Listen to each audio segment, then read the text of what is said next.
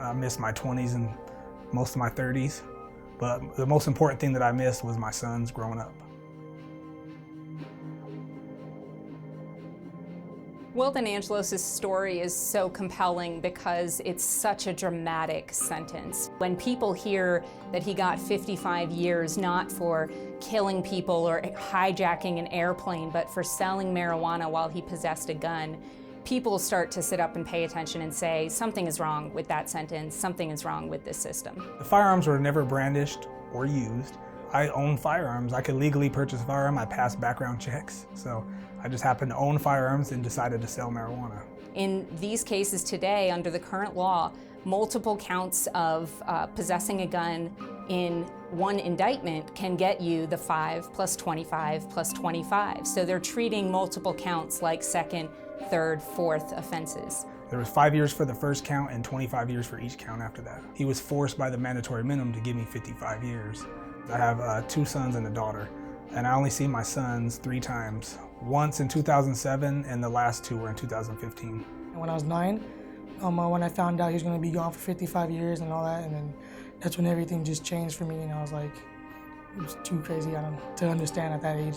Because a lot of times they needed someone to talk to, like a father figure, and I couldn't be there for them.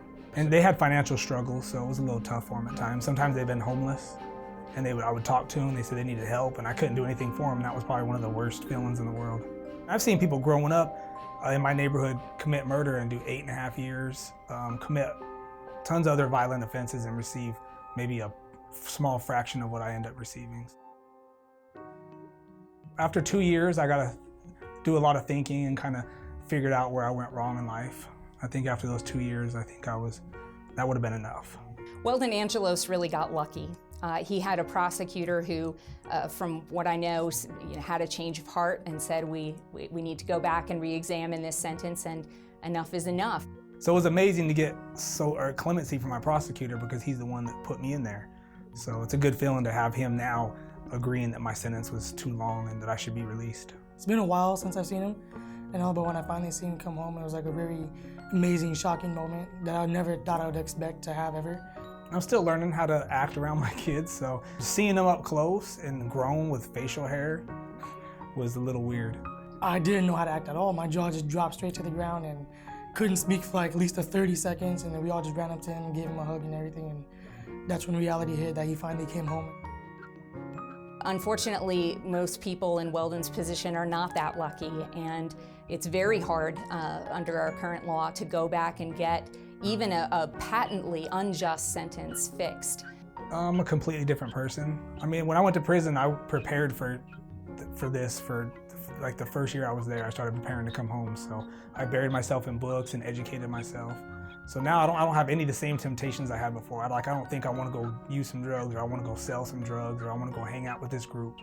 I'm a square now, so to speak. Yeah, I felt guilty. I mean, I have all the regrets because I know I broke the law and I put myself in this position, but I just don't think that amount of time was necessary.